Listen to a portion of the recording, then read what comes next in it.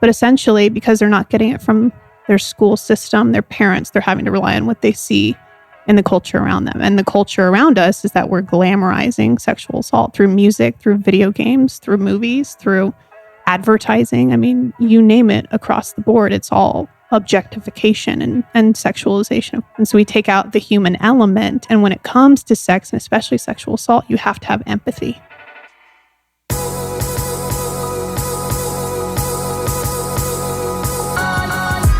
You're listening to the Almost 30 podcast, hosted by Krista Williams and Lindsay Simsick. Almost 30 started as a conversation about the transition from our 20s to our 30s. But then we realized life is full of transitions. So we expanded our mission. We are an intuition-led, wellness-focused lifestyle podcast that promises to deliver authentic conversations, diverse points of view, and insights rooted in optimism, growth, and intention. The Almost 30 Nation community is a group of purposeful dreamers who are smart, passionate, and always seeking the full potential in every aspect of their lives. At Almost 30, we're making magic together. We dream it, and then we do it. Thanks so much for tuning into the Almost 30 podcast. Here we go.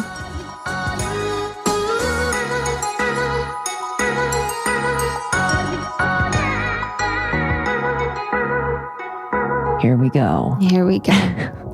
Welcome back to Almost 30 podcast. I am Lindsay Simsick. And I'm Krista Williams, and we are so glad you're here. So glad you're here. Welcome. I am really into simplifying. Mm-hmm. Keep it plain and simp. Keep it plain and no simp. Manicure, no petty. You got the lashes off. They're off. How do you feel?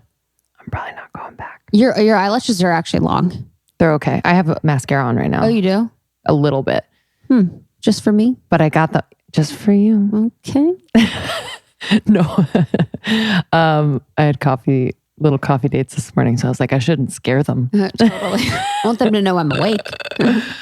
Tell me about your experience. What are your thoughts? I got them off, and then I was like, this is life. The thing about it is, I would recommend them to anyone. It's not that they were annoying. It's not that. I think the annoying part is just getting them done every 3 weeks or whatever. And it's a cost, But I just felt like sometimes my lashes would be something people were looking at instead of looking at me. They're like, are those real or are those? Because she does such a good job. It's like relatively natural looking and all that stuff. But I was like, you know what? I'm just going to chill. I just want to chill on all the things because I do still have gel nails on, and I'm going to go au naturel when they're done. But yeah, I'm just like, I'm into that right now. Like, I don't need to do all the things. It's almost like a test for myself. Oh, I love that. I forget I have a face when I talk to people. Mm-hmm. I forget I have a body. I'm like, hello. And I'm just thinking of me. And then I'm like, oh, I have clothes on. It's weird. Like, honestly, it's like I wouldn't it's like thinking about my lashes. I'm like, I know I have them. And I like when I look in the mirror and I look at photos, but It's like, I forget that I look a certain way whenever I'm with people. Completely. Someone in the group said the other day, and I really related, and I didn't know what to say because it sounded stupid when it came out of me. But she said something about like, does anyone, ever feel like they look differently in pictures than they feel? And that's all the time, literally all the time. I pray that that's the truth. I pray my delusion is truth. Truly. Because it's weird. And then I get like kind of bummed out at myself for feeling like, when I look at pictures. And it's so, so yes, we relate. And I'm really not sure what that is. I mean, it's painful.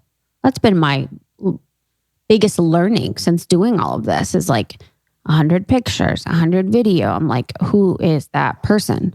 And that's why you see people kind of go off the edge. Mm-hmm. Lose 100 pounds. They get all the work done. They go crazy. And it's hard not to if you're looking at yourself 24/7.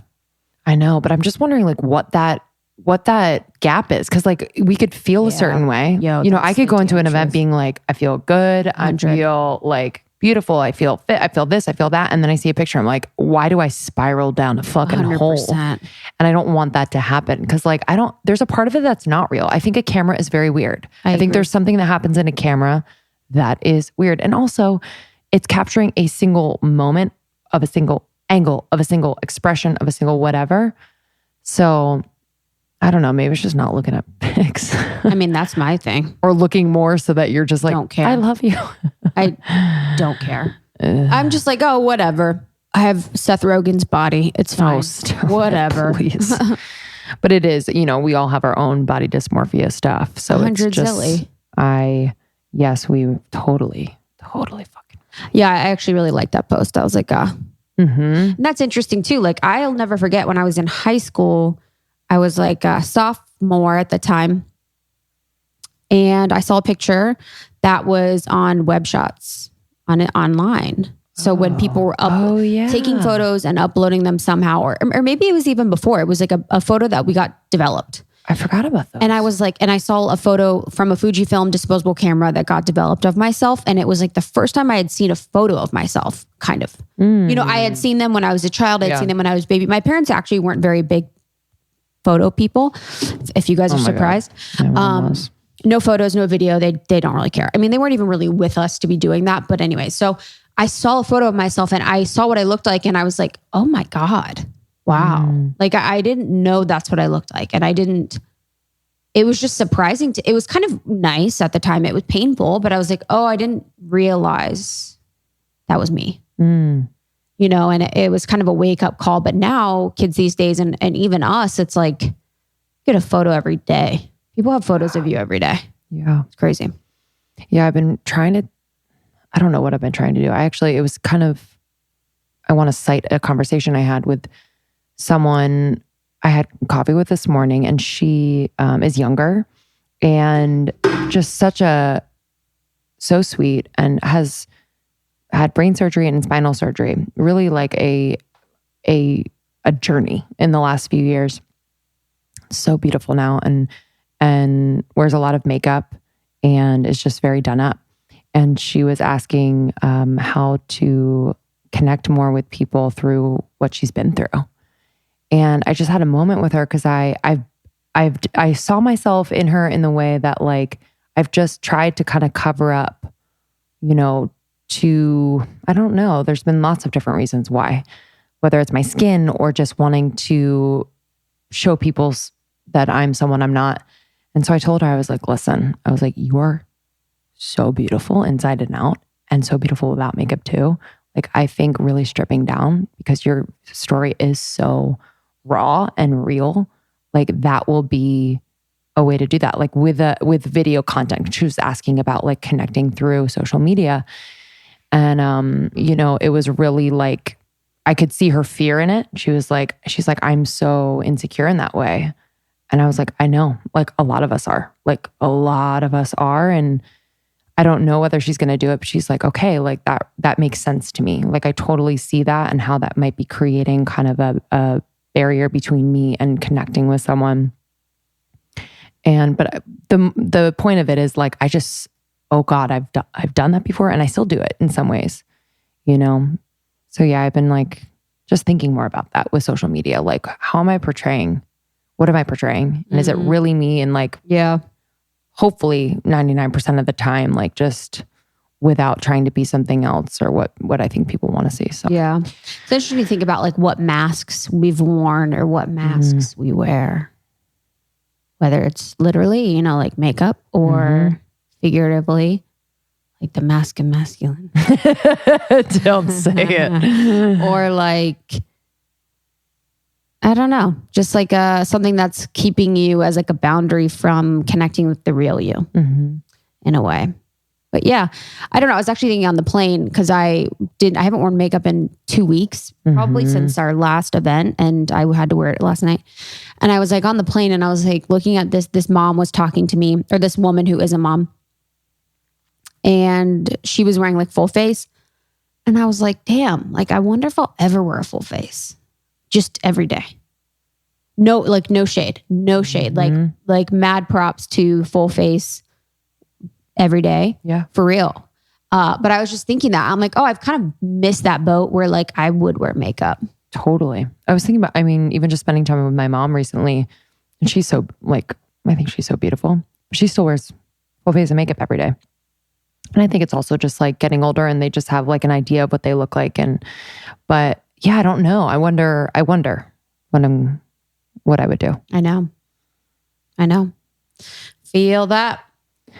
Anyway, we had another really insightful comment in the group or a question. Oh yeah. It was actually a really, really sweet question that I got DM'd that people actually in the group talk about as well. And this is from Caitlin. And it was really sweet. Hi, I don't mean to bother you or suck energy out from you, but I was wondering what you do when you're feeling sad, like really sad for no particular reason. I appreciate you reading this, and I hope one day I get to meet you and Lindsay. Thanks for all you do. And I thought that was a great question. I think I love to hear people's insights and inspiration around what they do when they're having a moment or they're having a day. And for me, I really felt liberated and free in my life. And I felt like my life completely changed when I stopped identifying with that feeling, when I stopped making that feeling of sadness my identity. And when I realized the impermanence of it, that every day I will feel different. Every day I will be different. Every day things will change. And I am not the sadness feeling. The sadness feeling is temporary. And it will change. And the way that I really navigate that situation is first analyzing, what's going on in my life, or as it relates to basics, water, sleep, nutrition. Did I sleep last night? A lot of times it's like, you're like, oh, I'd be like, I remember this out when I was working a lot, because at work, you're like at your desk all day, or you're on the train, or you're commuting, and you have a lot of opportunities to be like, damn, how am I feeling? You would think, I would think that I would be more distracted than I was, but it's a lot. You have a lot of emo time. So I'd be like, oh, how am I feeling? And I never thought or correlated it to how much I had slept that night, or how much water I'd been dringking, or the food that I was eating. Because the food that you're eating directly correlates to how you're feeling in a lot of ways, with blood sugar, gut health, how satiated you are, et cetera. So checking those boxes to understand like what's going on if you're looking to solve the issue. But I think if you take a second and you really breathe into it and kind of understand the message that it could be telling you, if it does have a message, sometimes it doesn't. I think that there's beauty in both ways. There's beauty in kind of being like, oh, this is a feeling that will pass. And it's could be directly related to energy in a room, where I walked into a room and there was someone that had bad energy and the energy is still there and I somehow caught it. Or it could be related to something that's going on in your life that, maybe is a message that you should acknowledge and address and release. So there's a lot of different ways to address it if you're looking to like navigate yourself out of that unhappiness or that sadness situation. But I think when you don't identify it, it's when things really change. Yeah. Identify with it. Yeah, I completely, that's such a good point. I think the attachment to it sometimes makes us feel safer in a way. Like the impermanence of things is kind of scary, where it's always going to change. Like people don't really want to change. That's why I feel like people sometimes get addicted to that feeling of being low. Like they don't know how to come out of the hole because it's kind of home down there in the hole. Feels like an ego attachment to the low, because it's like you tell all your friends, you tell all your family, you're like, oh, I'm depressed. And then to all of a sudden be like, I'm happy. It's like, what? Totally. So people don't allow you to change. Yeah. People don't allow people to evolve and grow. And then you also have an ego attachment to the feeling of low, because you'd be embarrassed if you feel happy. Yeah. I found too that just giving myself the permission to be like, I am feeling sad, because so often I'd be like, why am I feeling sad? And that has to do with not attaching, but it's just like allowing myself to be sad. It's really, it's the beautiful part about being human is experiencing all of the emotions, like living within the spectrum, of being really happy and joyful one day and maybe being really sad and grieving the next day. Like that is just such a beautiful expression of who you are. And being sad without blaming yourself or blaming others necessarily, it just is. So I don't know if I talked about this in the therapy episode, but a lot of times like I'll express myself in therapy and say, I'm feeling this way, but like they just don't know, like they're just, and I'll make excuses for the other person or situation. And my therapist will be like, whoa. Hey, you can feel that way. And like, you can be mad, or you can feel frustrated by the fact that all this pressure, like speaking about family stuff, all this pressure is put on you right now. You can be like kind of pissed off. Like that is a lot, whatever it is, truly. So just allowing, and like Krista said, it is impermanent, and it'll roll through. Yeah. And it'll just kind of disseminate into little bitty pieces and not be so dense, the next day. But if you stuff it down and you don't allow yourself to feel it, it will kind of resurface in other ways. So I think just the allowing, and then also, bringing in community. Sometimes it's hard to like bring in people to the conversation because you're like, I don't want to bring them down. I don't want to do this. But honestly, just starting the conversation, usually people will relate. Hopefully it's like non-ego relating, because sometimes people are like, well, I experience. It's just like, hopefully some people can listen and conversate around the general issue. But I do think, being in community has helped me. And even if it's just like going to a group fitness class and kind of feeling the energy of like a lot of people trying to, get high on yoga. I'm like, okay, cool. I'm a little bit higher now. Like the baby steps, the moving the chains, instead of being like, I need to be happy. I need to be happy. It's like, maybe I'm not going to be totally happy today, but can I just kind of raise the vibration just a little bit by going on a walk, going to the ocean, fucking just, singing in the shower, whatever it is, just giving yourself that little push. You might need to push yourself because it's not always like the first thing you want to do. And then once you're doing it, I do think it can make a difference. Yeah, I completely agree. Yeah, it's also too, I didn't really understand before in my life that happiness could be achieved without someone else. So my happiness was based on who I was dating and our I was actually, it was very much based on my female relationships, but I would say more so is based on my male relationships, because I would always have boyfriends. Yeah. And it was really based on the status of our relationship, the love that they were giving me, the love that, what we were doing. So once I realized too that my happiness was within me, then things changed as well. So I think finding out if your love or your happiness is based on situations or if it's cause-based. Did you do a good job at work this week? Did you work out 5 times? Did you and your boyfriend go on a date, or girlfriend or partner or whoever he or she, they meet, he, she, or they may be? What is the situation that is, potentially causing that? Not that I'm saying that you shouldn't feel sad because of certain situations in their life, but I think that there is something to the unallowing of someone else to affect your mood. Not that I don't, saying that from. Amen. It's a practice. Practice for sure. Day. For sure. But yeah, I mean, and now I just know, I'm like, oh, it happens to everyone and it's there. And sometimes I'm just like, oh, interesting. Like, oh, I'm sad today. Mm-hmm. Interesting. It's just kind of like a thought. I'm like, okay, is this planetary? Mm-hmm. Is this astrological?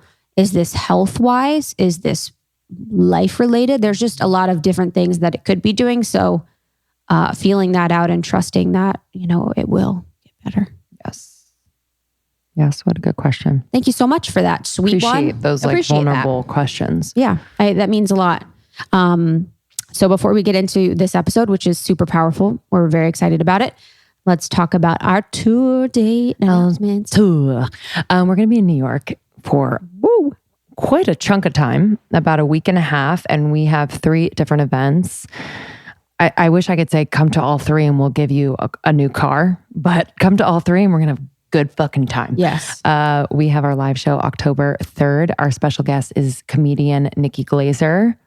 Fucking love her. It's going to be really, really fun. She's an icon. Really, really fun. That's at Rough Trade in Brooklyn. October 4th is with Erin Claire. This event is all things human design, which is going to be so fascinating. We're going to dig deep. That is at the Assemblage downtown in the Financial District in New York City. And then we have October 9th with Stuart Pierce.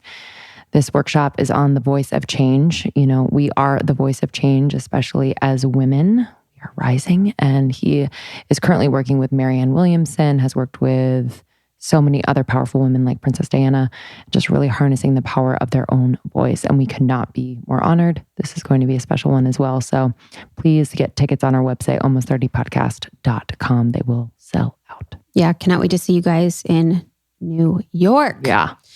Okay, so the episode this week, very exciting, with the lovely Brittany Piper.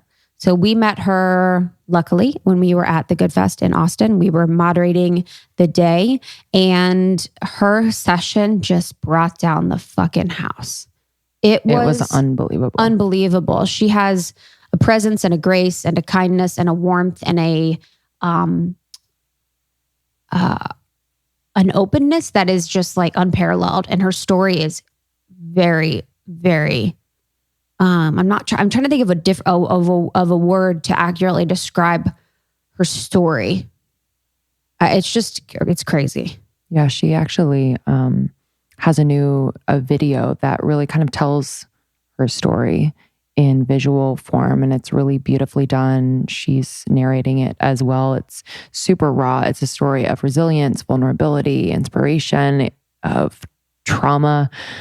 Brittany is a speaker now in the wake of a really traumatic sexual violent act that happened years ago. But now she is a sexual violence prevention expert and healing coach who helps audiences uncover the transformational power of second chances. And yeah, I'm so impressed with who she is and how she is impacting people all over the world. Yep. She can be found at BrittanyPiper.com. And she actually has retreats that she hosts to help women heal heal their sexual trauma. And I do want to note, trigger warning, for this conversation. Just please be aware that we are talking graphically about sexual trauma, about rape, about very difficult situations that if you feel you could be triggered by it or are triggered by it, I would pick another episode to listen to or just understand that. So please, please, please take us seriously when we say that. Yes. Thank you so much, Brittany, for coming on the podcast and for sharing so openly. And we just thank all of you for tuning in, for sharing episodes, for writing reviews on iTunes. That really means a lot to us on Apple Podcasts, and for visiting us on tour. It's the best. We can't wait to meet you. almost30podcast.com, and follow us on Instagram for all things almost 30. We are in our DMs answering you and love hearing from you always. Join our secret Facebook group, which is about 13,000 women from all over the world who are supporting one another. We're laughing in there. We're crying. We're finding inspiration, and we just love it. So thank you. Thank you. Enjoy. We love you. Love you.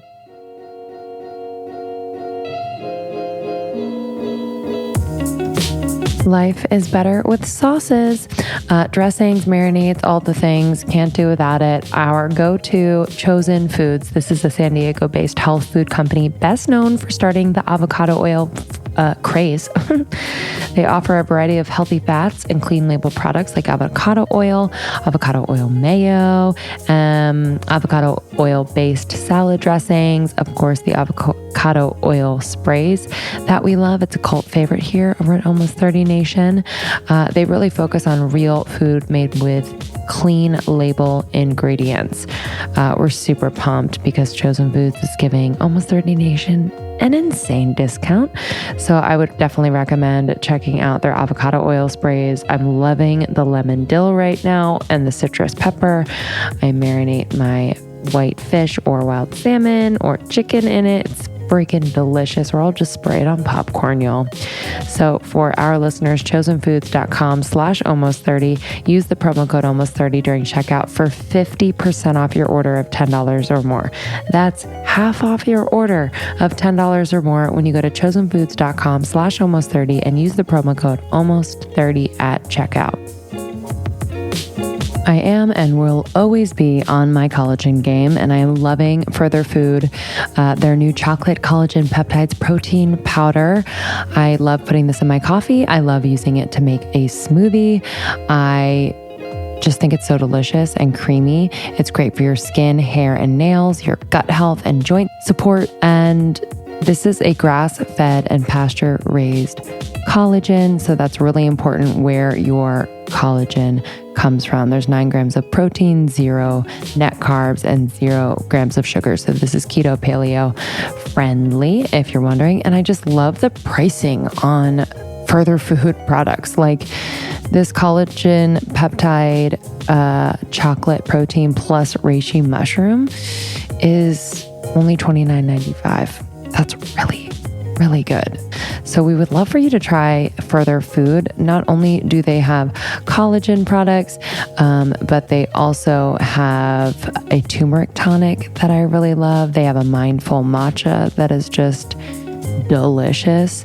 So check out furtherfood.com and you can use our code almost30 for 30% off your first order. That's furtherfood.com and you can use our code almost30 for 30% off. If you are not supplementing with collagen, please start. When we hit our 20s, our body starts producing less collagen. So let's definitely supplement. We need it. It makes up our connective tissue, organic bone mass and skin, all that good stuff. So furtherfood.com, use our code almost30 for 30% off.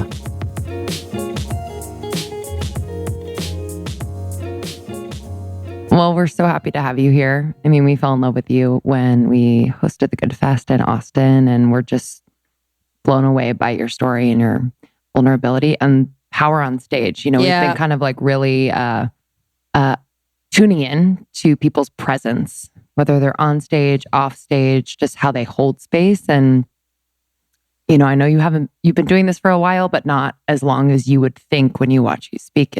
You think you've been doing this forever. So that's quite a compliment. Really it is. It's true.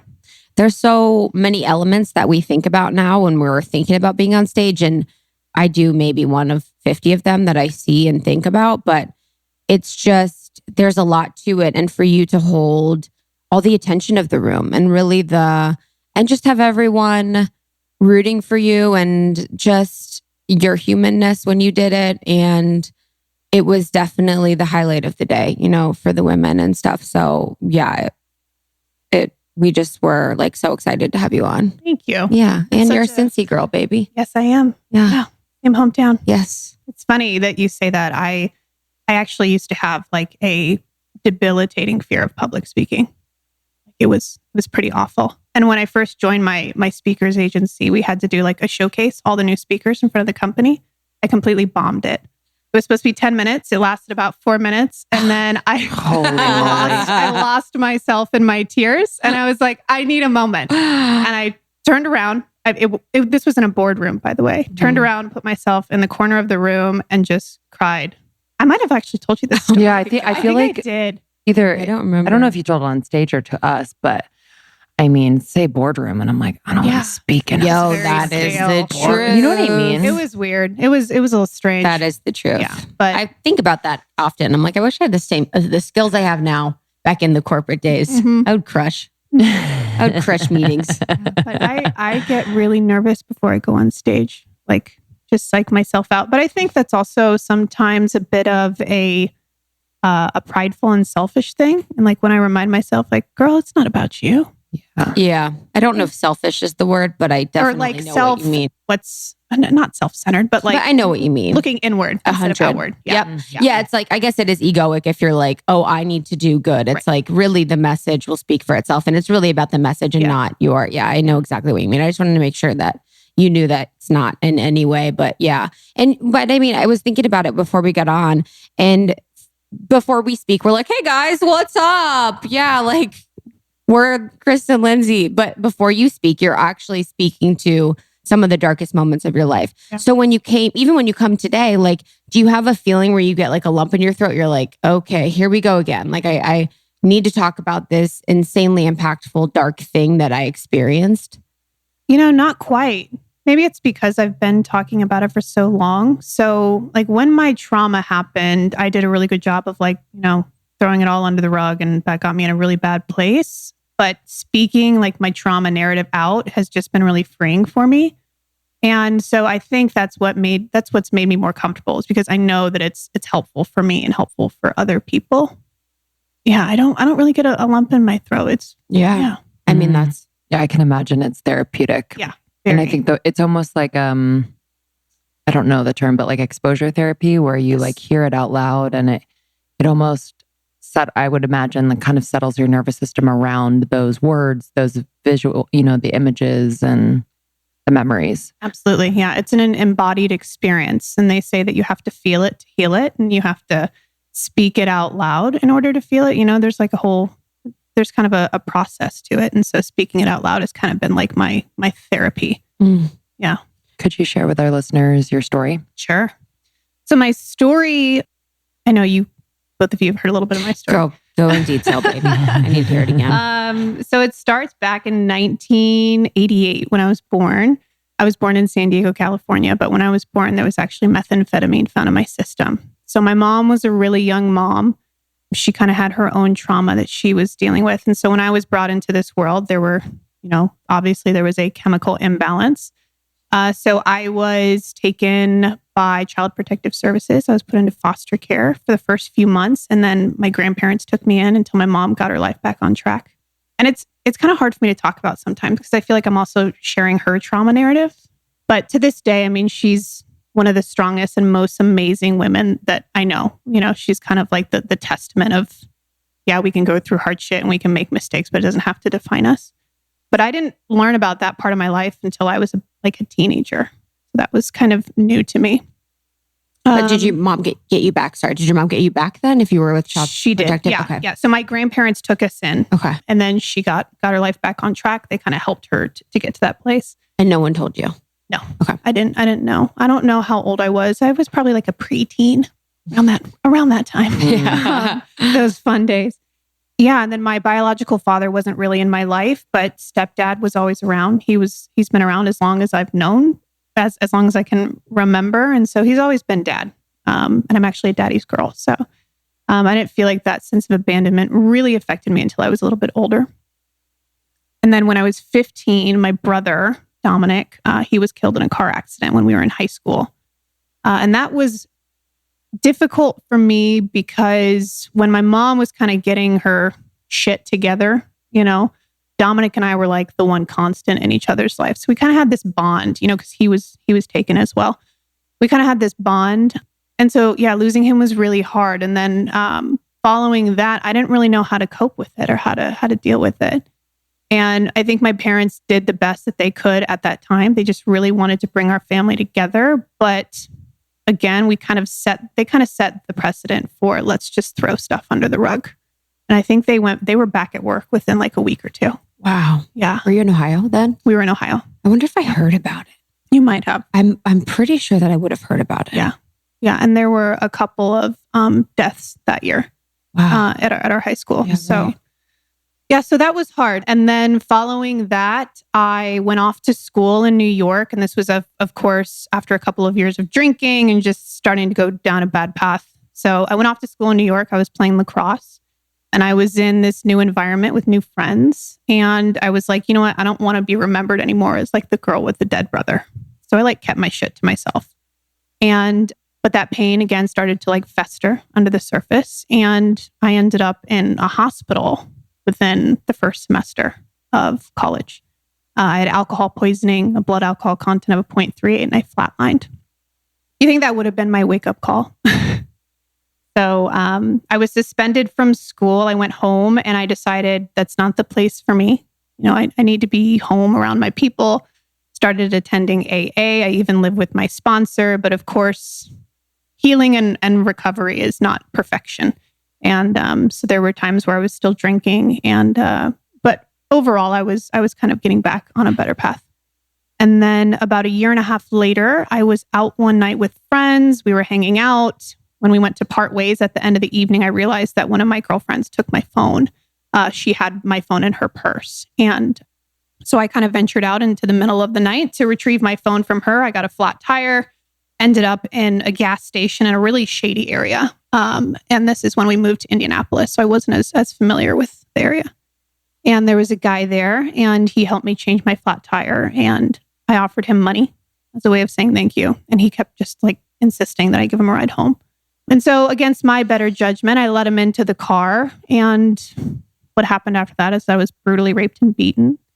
And then after a 2-year grueling trial process of re-victimization and just he had been in and out of the prison system pretty much his entire life. And so he really knew how to work the system. And so our case was continue or postponed 8 times, which meant that every single time that it was continued or postponed, I had to go in for tape statements, depositions. And I think sometimes, like when you talk about exposure therapy, because I was exposed to like every graphic detail over and over again, at the time, it was really traumatizing. But I think that in the long run, it helped me to really live through my trauma narrative. But after the trial, he was sentenced to 60 years. And the news and the media, they really kind of blew up my case, which is, looking back, it's something that actually kind of angers me, because I was a girl from like kind of a little bit more of an affluent community in Indianapolis. And this is a man from the inner city. But when they went to essentially find him, they found him 3 days after the assault happened. They went around to family and friends who had visited him over the years in the prison system. And those people had said, oh, well, he assaulted so-and-so and you didn't do anything about it. And so I got really enraged. And that's, it's kind of when I shifted my perspective of, I need to help stop this. But at the same time, I was grappling with the news portraying me as this really strong, brave person. And they labeled me as the survivor who refused to be broken. And so I felt like I had to live up to that public persona. And I just buried all my shit, under the sofa again. And again, it started to pile up. And that trauma just started to live out loud in my life in really dangerous ways. And then my concrete bottom is what I call it. Not even a year after the trial came to an end, I was out with a friend one night. He was drinking and driving. I always say that should give you a good indication of where I was at in my life at the time. And he was pulled over, arrested. And when the police went to pull me out of the car just to, simply give me a ride home, in my drunken mind, I had a flashback of the night of my assault, being pulled by a man in a car, being touched, and I snapped. And so I ended up in jail with 1 count of resisting arrest, 1 count of intimidation, and 2 counts of battery on an officer. And that was like my all-time low moment. And so my parents didn't bail me out. My dad was like, you got to learn to live with this stuff or else you're literally going to kill yourself. And then I know a part of my story, which I think you girls heard at the Good Fest, is when I talked about going in front of the judge, and she knew who I was from my assault case. And she just said, we're going to give you a second chance, but you need to learn to live with your pain better. And that for me was like the aha moment. I'm like, this pain's going to be with me for the rest of my life. And, she didn't say you need to learn to get over it or get past it. She said you need to learn to live with it. And so my life really kind of changed from there. And of course it wasn't, and it's still not like a picture perfect journey. You take 10 steps back or 10 steps forward, 5 steps back, and the process kind of repeats itself, but it gets better and better each day. So that's the very long version. I just talked for probably 20 minutes. I have so much, there's so many parts of it that I always cross my fingers when I want to remember certain things I want to talk about. But the first thing that I kind of want to delve into a little bit that I'm hopeful that, and I believe that as much information on is our judicial system as it relates to that. And I'm curious because I think that I've read or heard about how they're now protecting younger girls from being in those situations where they're having to describe in graphic detail to a group of strangers what had happened to them. And there's something very weird about our judicial system in the way that we would describe in graphic detail rape. And I feel like there is a fetishism about it. I feel like there's a way that people fetishize it. And I think it's very problematic. I definitely think that there's something to finding a narrative within your trauma story, but I don't necessarily know if it's like you're proving yourself. And I understand the reasoning behind what we do and providing evidence for a case, et cetera. But I just want to explore that with you because I think it's really interesting. Yeah. So I think it's interesting too. So my degree was in photojournalism and women's studies. And for my, I think it was a dissertation for my women's studies, I essentially explored the sensationalism of sexual assault and rape. Yeah. But more specifically, I was focusing on third world countries. So like what happened in Rwanda and the Rwandan genocide. Yeah. And then in the Congo and how people weren't really talking about it because we had this like genocidal guilt about what happened in Rwanda. And in the Congo, essentially what started happening was there were populations of women that were false reporting sexual assault because that was the only way that they could get NGOs' attentions, or the attention of NGOs or American ministries. Which is national government organizations, Yes, right? yeah. Mm-hmm. But they had to sensationalize these stories because that was the only thing that we would pay attention to. Like, we didn't care that entire villages were being, pillaged or that young children were dying. That was the only thing that we paid attention to. And so that's a lot of what I talked about. And I can't remember the name. And this was after your This was after my assault. Okay. Yeah.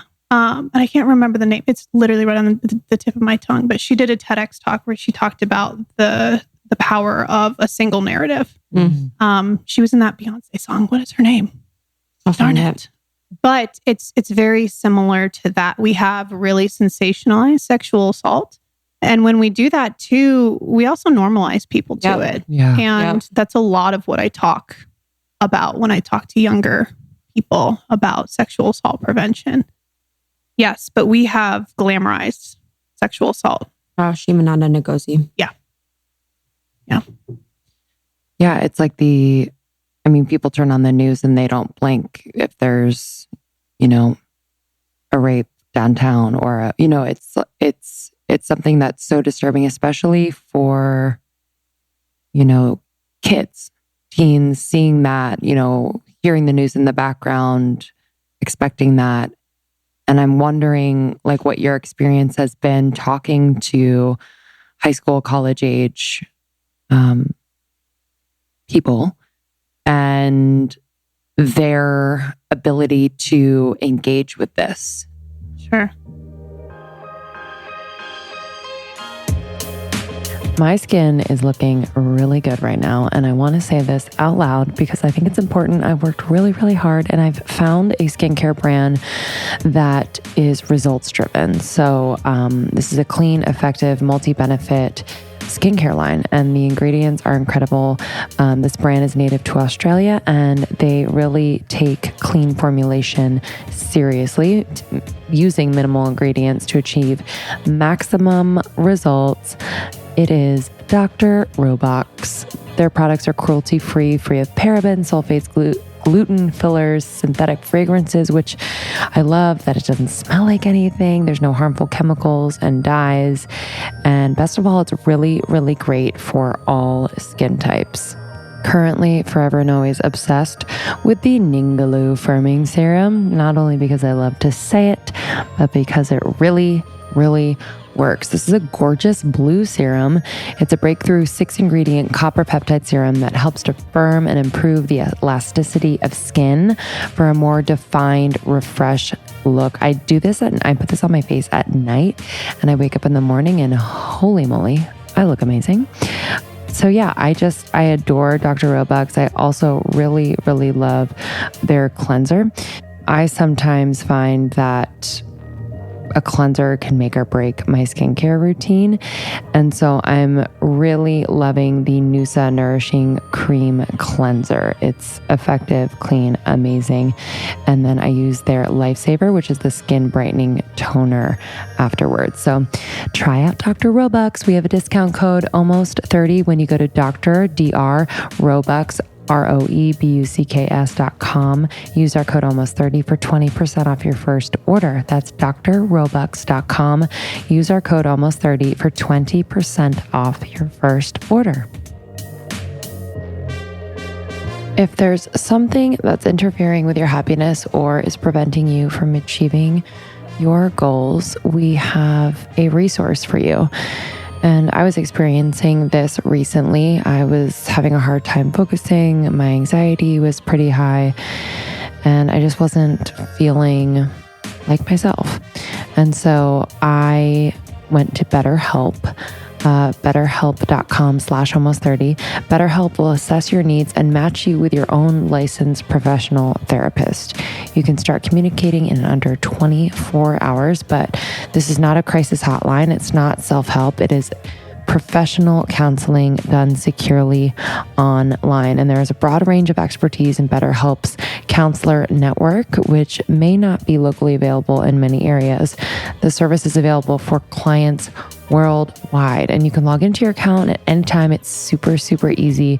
I was able to message my counselor at any time of day, and you'll get a timely and thoughtful response. Plus, you can schedule weekly video or phone sessions, so you won't ever have to sit in an uncomfortable waiting room or drive to your therapist appointment. So this is really convenient for those that are on the go and those just that feel more comfortable in their own home. BetterHelp is committed to facilitating great therapeutic matches, so they make it easy and free to change counselors if needed. It's definitely more affordable than traditional offline counseling, and financial aid is available. So if you want to start living a happier life today, visit their website and read their testimonials. They will give you insight into how many people have been helped by BetterHelp. So you can go to betterhelp.com/almost30. That's betterhelp.com/almost30 and join over 500,000 people taking charge of their mental health with the help of an experienced professional. So for our listeners, you'll get 10% off your first month. betterhelp.com/almost30.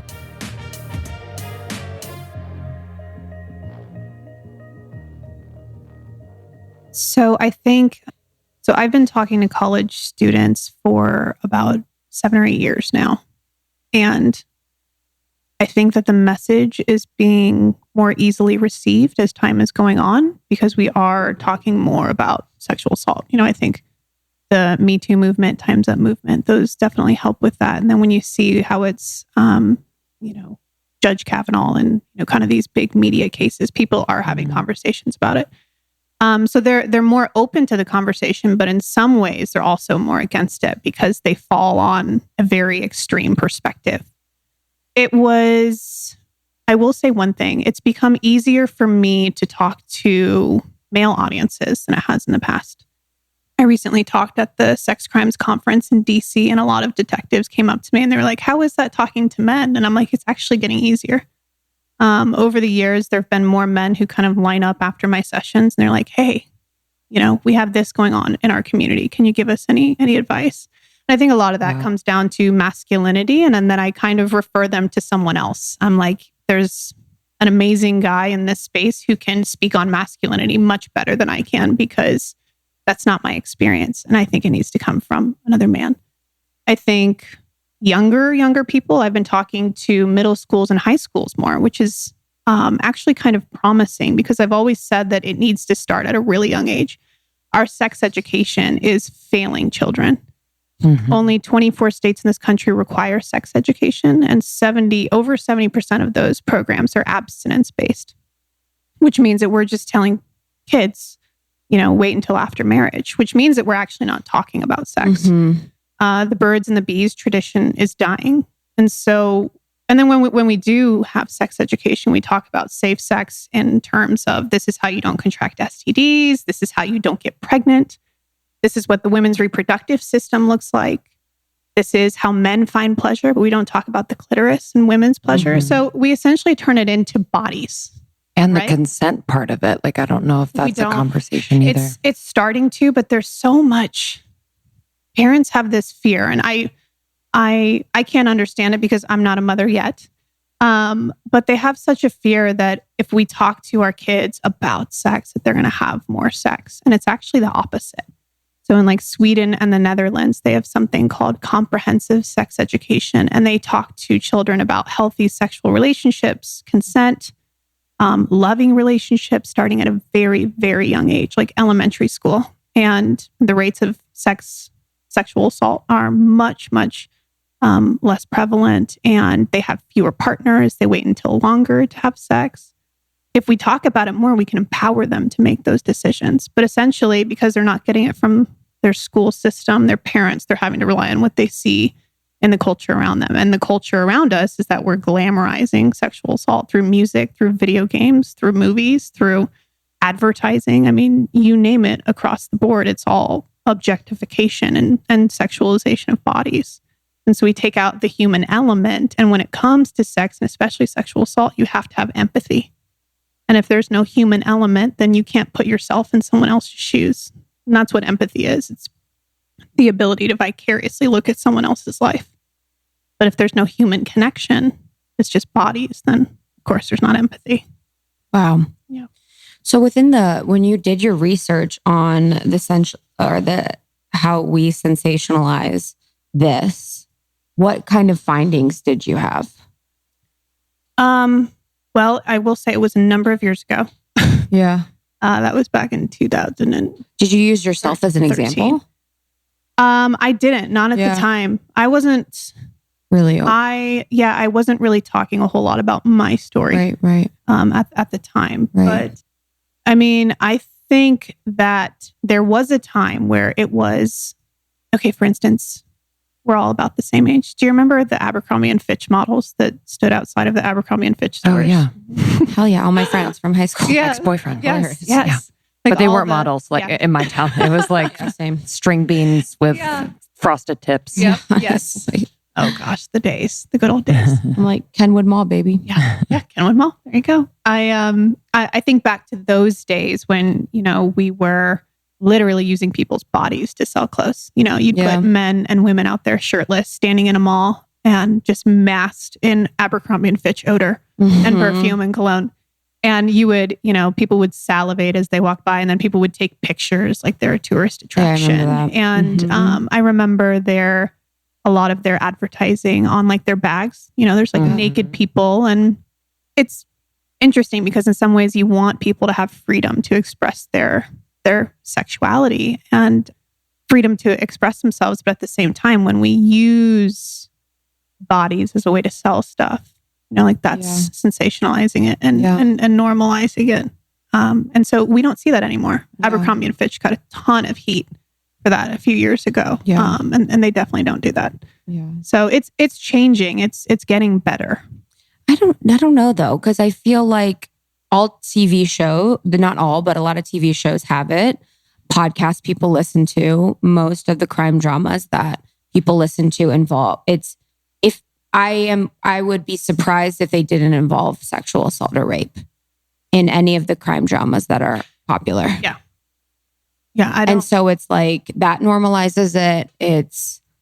I want to explore it more on my own just to understand the languaging around what is actually happening from a psychological state within it. And I was thinking about for you, like because you're stunning, you're so beautiful. And your case being so big and you talking about how at the end you were kind of frustrated with it. Do you believe and do you think that you being so beautiful had something to do with how big the case got? Wow, I've never been asked that before. I do, actually. I guess I've just never talked about it because it's kind of uncomfortable. Yeah, it's weird. You're like, what? Yeah, what are you going to say? No, I mean, actually, I remember my mom explained, like, wow, you're really taking me back.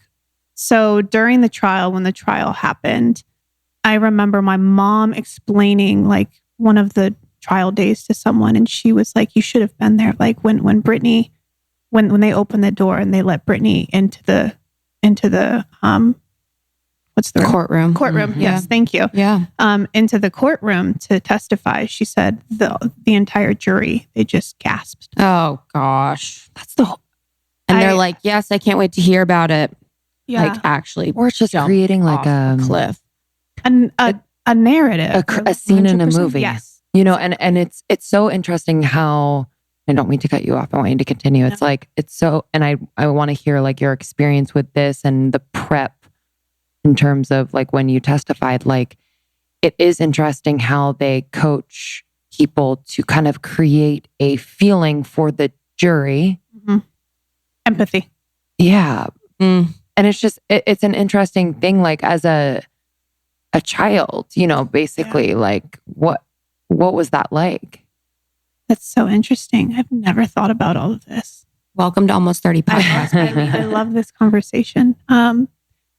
Yeah, because I had to be coached 8 times, every time I'd go in. And it's interesting. By your lawyer? By my lawyer. Yeah. And it's interesting. gosh, this is bringing up so much. It's so interesting that you say that because I recently reached out to the sex crimes detective on my case. She's a female. She's the first person I actually ever spoke publicly about my sexual assault with. She's one who got me into speaking, and my attorney. And because I'm talking to them about something I might be meeting with my assaulter, which is something else kind of big. But wow, yeah. And when I reached out to her, she's like, I haven't heard from you in a couple of years. And she said, you were the most difficult client I ever had. And she said, but it was the most impactful case that I ever did. Difficult, why? I asked her and she said, you were just kind of difficult. You were kind of combative. And she said, you didn't really want to be there. And she said, but then when you got on the stand, which they talked about during the, I remember one of the news anchors said, 20 years of covering court trials, we've never seen a rape victim who was this strong, this composed, this poised, who was able to look her rapist in the eye and said, you did this and you're going to pay. Like and now looking back on it, they definitely did sensationalize just how strong I was. And I don't even know if I answered your question. I'm kind of just like reliving this all out loud and trying to piece it all together. But yeah. It's also like, you didn't want to be there. Like, yeah, no, you didn't want to be there. Like, you know what I mean? It's an interesting thing to kind of be like, you were really difficult, but it's almost interesting too. It's like your lawyer who did an amazing job with you, but it's like, she probably had the expectation of you to be crying and sobbing and weeping and to be a certain way, to be super broken and super victim mentality. Yeah. And for you to not be in that state probably was surprising. And yeah, it's just, I think about your case too. And I also think about the fact that the media does, it's like the Amanda Knox. It's a very weird, random, it's not a random story, but it's a very weird story. But they always talked about her being attractive. John Bonet, it's because she was like an attractive, quote unquote, little girl. And the media attention on cases like that, if someone wasn't, quote unquote, by our standards, attractive, is not there. And it's like, not that I'm saying that your case would not have the media attention that it would, because it would. Yeah. But there is something to that where I'm talking about the sensationalization of a case, and then it being rape and something so aggressive. And then when it's also paired with someone that's very beautiful, it's like... Well, and I think you can also tie into the sentencing. Like when I talk about my case and the fact that this man was sentenced to 60 years... I always, when I get up and talk on a stage about sexual assault, it's always very conversational. So it's interactive. I ask questions like, how do you all feel? And what I do is I actually don't even tell them that I'm a survivor until about halfway through my program. And instead of saying, I'm going to show you a story about myself, I say, okay, now I'm going to show you a 2-minute news clip about someone who was sexually assaulted. But I don't tell them it's me, just because I want to get like their clear perspective without any kind of bias, or we can't say this because it's her. Right. And then I say, now that we've watched this news clip, what feelings, what thoughts, what comes up to the surface? And there are a couple of things that always come up. Number one is, why does she have to be strong? Like, it's okay to not be okay. Number two, why did he get a 60-year sentence and he's African American? Do you think that has something to do with it? I think it does. That part. Yeah. And then there's one other thing. I can't remember off the top of my head, but yeah, of course. The 60-year sentence is a big thing because you don't really see that. Now, 30 years of that sentence was an extended sentence because he was a habitual offender. But even still, 30 years compared to someone like Brock Turner from Stanford, who was sentenced to 6 months. Wow. For doing the exact same thing. She was in an alley, correct? They were behind a dumpster. dumpster outside of a frat party. And there were 2 bystanders who caught him red-handed. The evidence was all there. But yeah, he was only sentenced to 6 months. And he only served 3 months.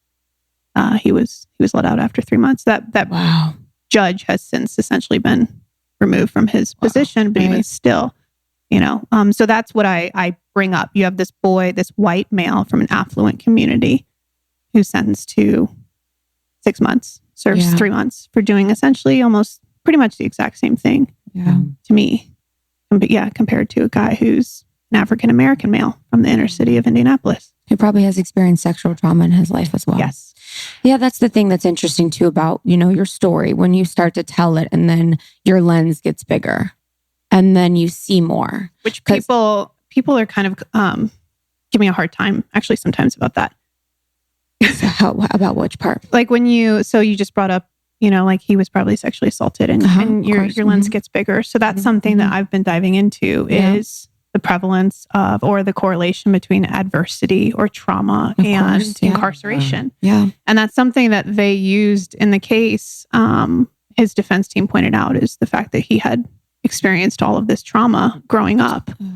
And for me, I've just been kind of getting more curious about that. Of course. Yeah. So I'm now building a curriculum for female prison inmates. It's a healing curriculum. It's a 12-week curriculum. But the Rhode Island, which I live in Rhode Island now, the Rhode Island Department of Corrections, 92% of their female population, they've all experienced horrible adversity. And so that's something that I want to dive into because I've also been in that space. Like the reason I ended up in jail, even though I was there for only a couple of days, was because I didn't know how to move through my shit. Yeah. You mentioned possibly meeting your assaulter.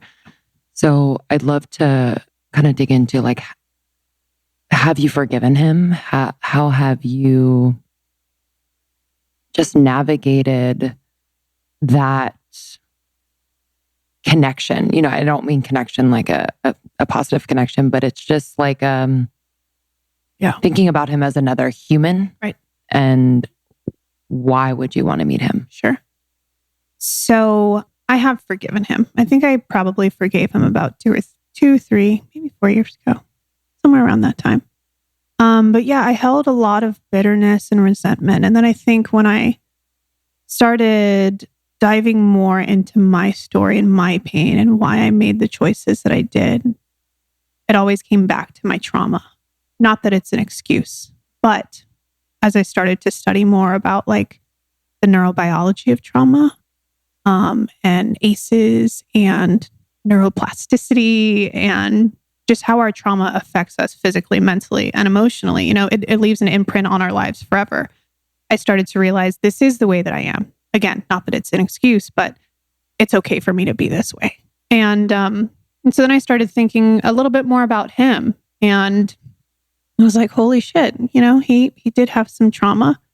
Not that it makes it okay what he did to me. Of course. But I don't think he's ever been told in his life, or that he's ever been told like, you can make a different choice. Like you can go down a different path. And a little bit of what I talked about at the Good Fest was when I was in that prison cell and I came to the realization that I was in jail at the same time that he was. And I was like, holy shit, like I'm not better than him. He's not better than me. We were both dealt some really shitty hands in life, and he chose the path of bitterness. And that was the road that I was going down. And so, but by the judge saying, we're giving you a second chance, I'm like, has he been given a second chance? So he's probably going to spend most, if not the rest of his life in jail because he has really poor health. But the reason I reached out to the judge the prosecuting attorney and my sex crimes detective, which the attorney is now a judge in Indianapolis, was because I wanted to get their opinion on, they call it restorative justice, which is where you bring victims and perpetrators together for reconciliation. And I think that, especially when it comes to like reentry back into society, that can be something that can help. Yeah. But I think more so for him, I think my faith has a lot to do with it. I just believe in forgiveness. And so I want to meet with him and just tell him, I forgive you. And my family is completely against it. The attorney and the detectives, and they're both pretty highly against it as well, because he was not remorseful in the least bit during the trial. No, not at all. Like he was combative. He blew kisses at my dad and said, I'll be out. Like he was really disrespectful. And that's a lot of the reason why he got a higher sentence as well. So they're really against it. Oh, wow. Do you know if he has changed that? So they looked into it for me and they saw that none of his good behavior years essentially have been added on. and that he hasn't done, he's been in jail now for 10 years or 12 years, 10 years, I'm sorry. And he's done nothing to speed up the process. They can take courses, they can do, kind of get involved. He's done nothing, which leads them to believe that he hasn't tried to better himself. And so I think their main concern is we don't want you to go in with the expectation that he's going to be this changed person. Yeah. And we also don't want you to reharm yourself. But I know I'm ready. Right. I think I'm at a place where my healing process, my self-care process is pretty good. I feel strong enough to do it. And I don't at all expect that he's actually going to be remorseful. But I think it's maybe less for him and more for me. Yeah. Yeah. Damn. I didn't know that he was like that during trial. Yeah. That's insane. Yeah. Yeah. It's just so interesting, how, we have so many conversations on this podcast, and whenever we talk about situations in which people are going down a wrong path, or they've dealt with certain pains or situations in their life, it almost always leads back to sexual trauma. The prevalence of it in our society is so great. It's just shocking. And especially with the inability to deal with it, especially for someone, like him, an African-American living in Indiana, which is, Gary's one of the poorest cities in the United States. There probably is that happening quite rampant pace, quite rampantly. And then also too, no ability or opportunity to fix or heal. So it just builds upon itself. It's a cycle. And to that point, I think something too that's interesting about your case, and I think also too that helped to get a lot of the media attention too, is that people don't love this, but there's a situation where people can see a case like yours where a isolated incident happened. He is very obviously and clearly the bad guy. He is acting as if the bad guy. You are being very strong, but it's one situation that happened and it's almost movie-esque in the way that it happened. Girl pulls over, tires flat, this situation happens. When you approach the shock factor, when women approach you that have, and I guess I'm just thinking about the women that experience sexual trauma on a regular basis with people with their family. It's so much, it's grayer in the sense, so what do you have to say to that? And what do you think about that when people approach you that have gone through that? So that's the one thing that breaks my heart is when I have women or men, survivors, come up to me afterwards, and it's almost like they apologize beforehand. Like they're like, I know my experience is nothing like yours, but and it's almost like they have to validate what they went through. And again, I said it at the Good Fest, trauma is trauma, pain is pain. There's compound or big T trauma, which are things like sexual assault, grief, violence. And then there's little T trauma, which is like neglect, heartbreak, emotional abuse, things like that. But across the board, whether it's big T or small T trauma, these traumas affect us in the exact same way. And so I always have to tell people, my case is very rare. Predominantly sexual assault in this country, and I think probably in other countries, is committed between two people who know each other. It's not a stranger rape. It's not Law and Order SVU, someone in an alley. That is a very small margin of cases. But that's what's portrayed, is that it has to be, the word that I used in my dissertation was sexy. Yep. Then people feel like their experience or their story is not validated, which plays even more into the shame factor and the no one's going to believe me or it was my fault. And what I have to tell people to that, especially when it comes to people that we're in relationships with, when sexual assault happens, a lot of people think, well, why didn't I see the signs beforehand? Or why didn't I tell them to stop? Or why didn't I say no? And when we experience something like sexual assault, our body enters into, freeze or fight, flight, or freeze. And freeze is tonic immobility. But in 70% of sexual assault cases, tonic immobility is what happens, which is where we freeze. Kind of like how jellyfish play dead, to protect themselves. It's our natural instinct. I'm going to survive this. I'm going to do whatever they say. I'm not going to fight back. I'm not going to yell. And so I think that plays in a lot to not only when we talk about the way that we investigate sexual assault, because police officers don't know about the neurobiology of trauma, which is asinine to me. So they see a hole in a victim's story, or that doesn't make sense, or why don't you remember, or why didn't you fight back, which is something they said to me because at one point I did try to fight back, and then, he hit me in the face multiple times, said, "Stop the car or I'll kill you." So I stopped the car, did whatever he wanted. He then got out of the car and walked around the front of the car to come around to the driver's side. And as he walked around the front of the car, I sped the car up. And he went up onto the windshield, cracked the windshield, but my window was open. And so he took his hand through the window and held onto my collar as the car started to speed up. And he said, "Stop the car, I'll kill you." And I slammed on the brakes.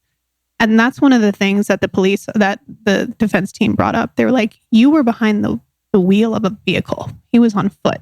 That doesn't make sense. Why would you stop the car? You could have easily drove off." But that's how our bodies respond. And so especially when you have freeze and tonic immobility, and then you're in a relationship with someone, or this is someone that you've dated or someone that you've hooked up with before, it's like, of course no one's going to believe me, Totally. And so in some ways, my case makes it even harder for survivors to find that validity, because I almost push them more into that zone of, this wasn't a sexual assault. This isn't what you see on TV, right? Which is unfair. So that's something I bring up often. That tonic immobility, how did you feel it manifest in your body years after? Yeah. So what happens is when your body goes into tonic immobility, you essentially become disassociated. And so your brain essentially shuts off, your cortisol completely overfloods your brain and your hippocampus, which is where your memory function is. And that's why we have memory lapses. A lot of, we saw with the Kavanaugh case, there's a lot of things she didn't remember. A lot of survivors don't remember their assault, but what they remember are sounds or smells. It's all sensory fragments. And so for me, I think the first experience I had of that flashback or that trigger was when the police officers went to pull me out of the car. And it was like, oh, I feel danger. My body feels danger. I have to fight back. Wow. But yeah, smells, Shell gas stations, because it was at a Shell gas station that he helped me change my tire, and then I let him into the car. But yeah, I think for, when we think about soldiers who come back from war with PTSD, even a firework will set them off. It's the same thing with a survivor. But they each have their own, kind of different experience. And so what we have to do is we have to learn how to reassociate, because then we get stuck in it. Essentially what happens during disassociation and tonic immobility is that we become disassociated from our prefrontal cortex, which is up at the front of the brain. And that's where your sense of self, your executive function, your self-love is. That's where all that, your identity, it's all up there. But because we become detached from it, we then get stuck in our amygdala, which is in the back of our brain. And that's your fear response center. So that's why survivors have really bad triggers. That's why the smallest things can set them off, because they're stuck in a state of fear and anger and grief and sadness. And so exposure therapy, like you were talking about, that helps to rebridge with your brain. And then also embodiment, learning how to live in your body again and stuff like that. Not sure if you heard, but Third Love has their perfect fit promise. 60 days to wash it and wear it. If you don't love it, returns are free. Incredible. Millions of women have tried these bras. They're modern mesh, incredible cups from AA to I and bands 30 to 48. There are over 70 sizes, including half sizes, which is unique to Third Love. I just love this brand. They are so thoughtful. The bras are incredibly made. I'm dying over my t-shirt bras right now. They're super soft, supportive, just really comfortable. I have the Pima cotton t-shirt bra in, there's like this kind of beautiful lilac blue, slate blue, and this dusty rose pink. It's gorgeous. And I also have been loving the eyelet lace balconette bra. Really darling. And the thing is, most other brands charged more based on sizing, and at Third Love, bras cost the same no matter the size. Same comfort, same perfect fit, same fabric, same style, same price, no matter what the size. So we'd love for you to try Third Love Almost 30 Nation. We have a discount for you. If you go to thirdlove.com/almost30, you can get 15% off your first order. So that's THIRD love.com/almost30, and you'll get 15% off your first order. We get asked all the time what probiotics and what digestive enzymes we are taking. And the answer is always silver fern. We've learned from silver fern and from our dear friend Charity Lighton that if you heal your gut, you heal your body. And these products have certainly proven that my digestion is on point, y'all, and everything else is just working so well because of that. And these probiotics are lab tested and guaranteed to contain the strains that will survive throughout your gut and bring your renewed digestive comfort and relief quickly. And so you have to make sure that your probiotics have 100% sustainability so it survives throughout your digestive tract. So this is very important and something that they care about here at Silver Fern brand. So trust them so much. They also have a bomb protein powder that is also a pre and probiotic. Try it out. I love the chocolate. And they have a probiotic for children. Come on. It's especially formulated to ensure that your children are keeping their gut in peak condition with clinically proven strains and the correct dosages for kids. So if you'd like to try Silver Fern brand, their products are amazing. Go to silverfernbrand.com, use our code almost30 for 15% off your first order. That's silverfernbrand.com, code almost30 for 15% off your first order.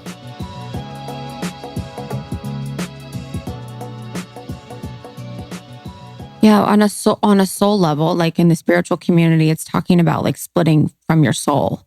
So, oftentimes like in shamanic journeys or ayahuasca journeys, you're re-meeting your soul. So there is traumatic experiences that happen within our lives that cause us to split. If you I think about this with Brittany Spears. She's had a lot of traumatic experiences in her life. So it's almost like she's split, where she doesn't live fully present in her body. She's not a person that is in home in her body. She's someplace else, and there is a body that's living on this earth that's kind of doing this thing from the prefrontal cortex is the lower part, right? The prefrontal is the top front. She's the amygdala. So they're acting from an amygdala state. And it's interesting that when trauma happens too, it's like the soul kind of has to leave the body to like not experience that. So it's like your body is still there with, the muscle memory and everything like that. What are some of the physical ways that trauma manifested in your body and manifests in other people's bodies? Sure. So, emotion. So our bodies, there's a really good book. I can't remember the author, but it's called The Body Remembers. Oh yeah. I've heard of it. It's amazing. I have it. Yeah. I can't remember who the author is. But I'll just give you an example. So for instance, at our recent On the Mend retreat, we had a woman who dealt with trauma at a really, really young age. She was sexually abused as a child, and she doesn't remember most of it. On the retreats, I do the cognitive or mental coaching and the emotional coaching. And then my partner, M, she does the body work. So she's a fascial stretch therapist. She does the somatic stuff and a trauma-informed yoga instructor. And during one of the classes, she had the women kind of doing like stretching their neck like this, putting their palms under their chin and stretching it back. And this girl, as soon as she did that, she had a flashback. And it was something that she had not ever remembered. Because she was in an embodied state, M really helped them to like become present in their bodies, feel the emotions, feel where the tension is holding. as soon as she did that, she had a flashback. And so even like when people are impaired, like intoxicated, there are certain things that your body remembers. That's why survivors of sexual assault, they don't like certain positions with their partners. And they might not remember why, but then when they go and meet with like a somatic therapist, and they become embodied, they'll realize, wow, that's what happened to me.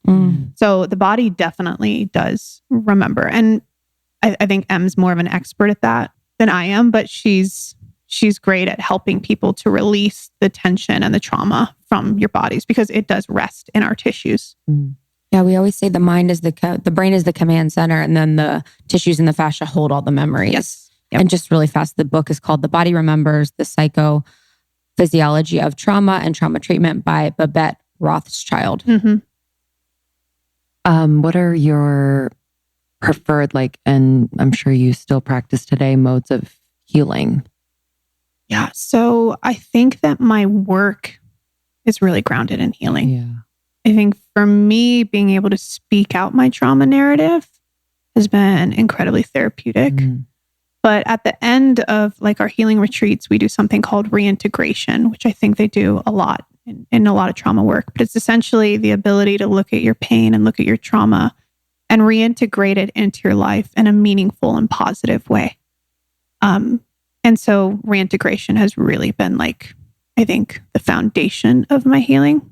And it helps me, because like I'm going into prisons, and then I'm doing the speaking, and then I'm doing the retreats. And for 4 years, I traveled as a photojournalist, and I was working with women's organizations in conflict countries. So I worked at rape crisis centers and trauma centers as a documentary photographer and a writer. So I was helping other women to tell their story. And so I'm always exploring like just new ways of trying to live with my pain in a more meaningful way. But when it comes to, I think like the physical and the body healing, because I did suffer with eating disorders. And I think that was just a lot of the shame and the self-hatred. A lot of that was learning how to love my body again. Yeah. I felt so disconnected from it. And so what I do in my workshops, especially with college women, because college women are having a really hard time loving their bodies. Just young women are. I think maybe women across the board, but especially in younger populations, I'm seeing it more and more. But one thing that helped me and what I tell them to do is to write letters to their bodies. So like we'll write love letters. And so back in the day, I wrote love letters to my body, to my heart, and my mind. And I would actually put them in the mail. I'd put a stamp on it, and I'd, just no address, just Britt's body, Britt's heart, Britt's mind. And I put them in the mail, and they disappeared. I have no idea what the mailman, they were like, what the fuck is this? But for me, those were things that just helped me. I do breathwork, pranayama, that really helps me to ground and just center myself, bring myself back down to calm. Stretching, I really like lifting. It helps me to feel strong. I think like I felt small in my space for a while. And so here and there, I'll get really like excited and, do a lot of lifting. But yeah, it kind of comes and goes, just about feeling it out, I think. Yeah. What can you talk more about the restorative justice work that you're doing? Yeah. So the restorative justice and what that word means. So restorative justice is where you bring a perpetrator and a victim together for reconciliation. So I don't know that it's particularly work that I'm doing, that's more so of like my personal healing that I'm looking into. And I am in the process of trying to reconnect with my perpetrator. Right. Yeah. So that was the restorative justice. I guess I meant the work that you're doing with the females in the prison system. Yeah. Yes. Yeah. So I don't know if there's exactly a term for that, but I'm building a healing curriculum. And so it's very similar to the retreats that I do, but they will be like 1 to 1.5 hour classes, and it's over 12 weeks. We're kind of building the curriculum now, but it's more so just helping women to learn to live with their pain and walk with their pain instead of run from it or medicate or numb, whether that's through drugs or alcohol or toxic relationships so yeah, that's kind of what I'm doing now. That's a crazy. Are you working with any prison to... I'm working with the Rhode Island Department of Corrections. They are essentially, they're like, we're not experts at this. You are. Yeah, right. So I'm kind of just now in the process of building the curriculum. At the end of August, I go in to meet with the warden and to talk with some of the program planners about what that will look like, because they essentially have to, say yes or say no to my curriculum. But I think they're very, very, very open to it. There's not a lot of mental health programs and wellness programs in prison systems. So that's what kind of we're gonna focus on. Wow, that's revolutionary. Yeah, from the mental, emotional, and physical perspective. Wow. So I think, and it's hard because when we talk about healing, I think that a lot of it is classist. 100%. Like the resources are only available for a certain population, which is completely unfair. But I also think that we're stuck in this mindset that like we have to go to doctors to fix us and to heal us. And pain is something that we live with for the rest of our lives. Like our trauma will always be there. I always say it's like, it's a lifelong journey, not a single destination. And so empowering people with their own practices and routines and skills that they can use on their own, that they don't have to go to a doctor for, I think is really important, because I used to go to therapy, but like, I don't go to therapy. There's a lot of, I don't pay anything for my healing. I don't go to doctors. And so I want everyone else to realize like, I can do this on my own.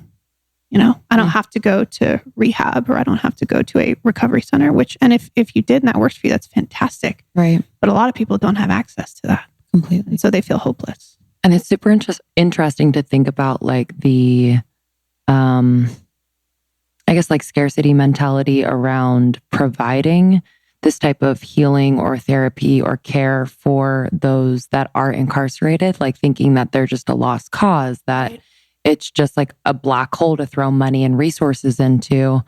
But I think like, and I just love what you're doing, it's like this awareness around it. And then also like, it is healing generations backwards and forwards, yes. So it's like, how can, and your work is doing this, but it's something that makes me think of like, how can the awareness of, yes, if you put resources into people who are incarcerated, and even if they never get out, like it is truly healing generations forward and backwards. So like, because I mean, when I think about the way that I first started coping or, grieving, I think back to the fact that I carried on a lot of my parents' characteristics and their behavioral patterns when it comes to healing. And so, it is generational. And then when you even talk about like the neuroscience and like the DNA, when we're born, we carry on the emotions and the hormones of our parents. And those thought processes, I mean, they're deeply ingrained. So it would be breaking. I call them generational curses. Yeah. It's Definitely. It's my Bible talk coming out. Yeah. But it's definitely a spiritual thing, I believe. For as far as you being, having meth in your system and that conversation when you found out, what was that like? And do you feel like that affected your brain chemistry? I do. I have a very addictive personality. When I was told, as far as I can remember, I was in a grocery store. Right. Who told you? My mom. We were just out doing some grocery shopping. Oh man. And I didn't really understand at the time, but I think over the years, the layers peeled back. I feel like I've actually learned more about it from other people than my mom, because I think she still lives with some shame, which makes me really, really sad for her. But yes, it definitely affected me. And, for some reason, I was so just swallowed up by alcohol. But when it came to drugs, I was terrified, just so terrified, and with alcohol, I was so reckless to the point that, obviously I literally died, but with drugs, it just terrified me. And I wonder if that has something to do with it. And I've always said, if I ever went down that path, that I wouldn't have been here. I don't think I would have been here. Yeah. Wow. Last question for me. Can you talk to us about your retreats? Yeah. And what you offer and how that came to be? Mm-hmm. So the retreat, on the mend retreats was an idea that I had like 3 years ago. But like when we plant seeds, it takes a while sometimes for them to come to fruition. I wanted a retreat or just a place where women could come together and explore the different modalities of their trauma. I think when I started learning more about trauma work, but from working in trauma centers and realizing that there is a whole system to it. It's mental, it's emotional, it's physical. Like when you look at the cognitive triangle, our thoughts impact our emotions impact our thoughts impact our behaviors, and it's all this big tangled web that we know nothing about. And so I wanted a space where we could really dive into all of those, to all three of those factors. And I wanted to be able, again, to put the power back in the hands of the survivor of trauma and to just show them and like empower them with the tools and the practices and the rituals that they could take back to their own life. So the retreats are, right now they're 4-day retreats. They're female healing retreats for female survivors of trauma all across the spectrum. And they're very intimate. So we only allow like 6 women because we want to make sure it's a super intimate space where we can really dive in with people. But it's myself and Em. Em and I have been best friends for 22 years. And so she does the body work and I do the mental and emotional work. But it's just, essentially it's split up into kind of courses or classes, workshops, I guess you could say. So there's personal one-on-one sessions with myself and Em and the woman. And then there's group sessions where we work through the mental and emotional with me. And then there are classes every day, trauma-informed yoga classes and somatic classes with Em. So there's typically where we stay, there's a yoga studio. And then we also believe in grounding. So our retreats are typically in beautiful, isolated places like national parks where people can really become present and aware of their surroundings. I think when we deal with trauma, we're either living in the past or we're living in the future. Mm-hmm. And so that present moment awareness is really, really big because that's how you get to embodiment and that's how we can really process our thoughts better. So we do a lot of outdoor excursions. And then we bring in an Ayurvedic chef because it's important, especially when we're healing, to eat foods that are healing. And so we talk a lot about the gut and brain relationship. And our chef comes in and she cultivates a menu for the retreat. So we have healing food throughout the whole retreat. And then all of the women go through an Ayurvedic class as well. Yeah. And then there's downtime, there's sisterhood. I mean, it's the last retreat we were on. I will say, I think this has been like the most profound work that I've done so far, like the most fulfilling. And people are like, oh, you get up and you talk to like 3,000, 4,000 people. And I'm like, it's nothing compared to working with 5 women hands-on for 5 days and seeing their lives truly transform. Mm. It's amazing. And then afterwards we have post-retreat coaching as well, because we think it's really important to follow up. We don't want them to feel like they're coming to this retreat and then they're like, okay, bye. So we're really strategic about helping them set up a healing plan into their life that's realistic, setting up a supportive environment and a supportive support system. So weeding out the people that are not good for you. Mm. And then we end with, again, reintegration, which is how can we find a way to take this trauma and this pain and reintegrate it back into your life in a meaningful way. And that's just more sustainable. Mm. So yeah, there's a lot to it. It's pretty amazing. It's incredible. Yeah. What would you say to someone that's listening now that has experienced trauma, that maybe has told someone, maybe hasn't, but is living with it now? Be kind to yourself. I think that we look at our trauma like it's a burden. And I think when we shift our perspective and we start asking ourselves, what's the evidence in our life that this is a burden? And we kind of like map that out. We might realize that it's maybe not a burden. And I don't know, maybe just diving into your pain and trying to see like, how can this, which these are the what if questions I started with when I spoke at the Good Fest. These are the questions I always come back to sometimes when I'm having a hard time is, how is this pain meant for me? How can this pain make me better? And what hidden power is in this pain? And just know that it's one chapter in your life. It's not your entire life story. We don't have to be defined by our pain. Just be kind to yourself and know that you're going to have days where you slip up, healing it's not a perfect journey. And I think people think that we're just going to wake up one day and we're going to be healed and we're just going to be A-okay. And that's not how it works. You're going to have good days. You're going to have bad days. Yeah. And the asking the right questions, like the ones you gave examples of, is, I think, really important, to not skip too far ahead and then have to take steps back to dig into it. But I think those are really thoughtful, grounding questions that people can use. And I think there's also, sorry, I just wanted to add one thing. There's a process too, like when it comes to reintegration. Right. I think I jumped into my purpose too soon. And I got to a place where I was like dealing with secondary trauma. And I wasn't able to carry my pain and carry other people's pain at the same time.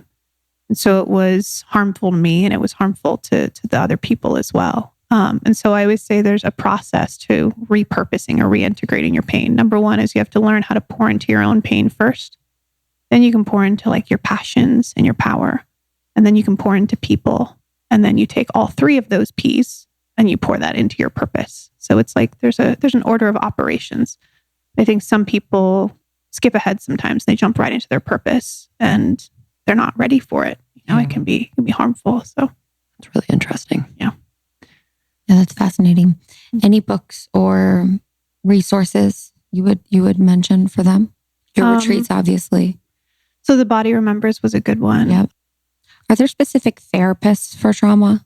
Like a general therapist, would they have the tools? I think so. Yeah.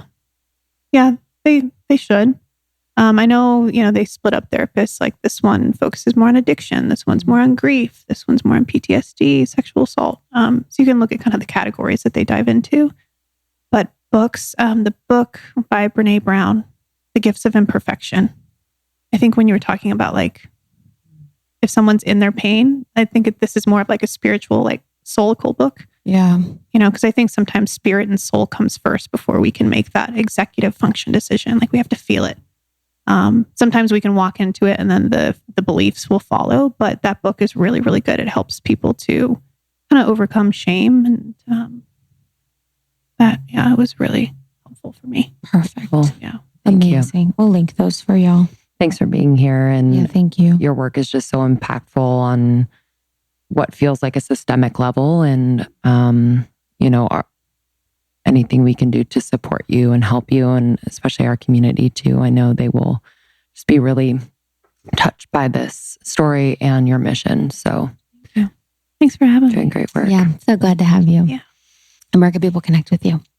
They can follow me on Instagram at the Britt Piper with 2 T's. My website is BrittanyPiper.com. It's not spelled like Britney Spears. It's like Brittany, Ttany. Great. Piper.com. Yeah, your website is beautiful. Thank you. I built it myself. Yeah. No it's way. Yeah. Great job. Amazing. Or they can go to onthemendretreat.com. Amazing. Great. Yeah. Thanks, Britt. Thank you so much. Thank you, ladies. All right, guys. We love you. We'll see you on the next one. Bye. Bye. Thank you so much, Brittany, for joining us. You can find out more information about Brittany, where she's speaking, her retreats, etc., at BrittanyPiper.com. Love you, girl. Love you. I wanted to take a little moment to shout out our ambassadors who are running the show with our ambassador program. So when Lindsay and I went on tour last year, we saw the amazing connections and community that was created when we visited these cities. And we know that there are women all over the world, there are humans all over the world that are going through changes, evolutions, transitions, and we would love to support you. And the way that which we are supporting you is through our ambassador program, which helps create community where you are. So thanks so much to our almost 30 ambassadors. You are helping women in 70 different places to feel better about who they are, about their growth, about their process. And we appreciate you so very much. Truly. I think there's almost 100 ambassadors all over the world. As of now, you can learn more, almost30podcast.com, click on the ambassador tab under community, and If there is not a group near you, you can start one. And truly, there is no pressure. We don't want this to ever feel like a job or a burden. It's really just a way to empower you to create that community and sisterhood in your region. Yeah. Love you. Enjoy. Thank you so much, ambassadors. We love you. We're on tour. Come join us. And then follow us on Instagram, Almost 30 Podcast. I'm 100 Blog on Instagram.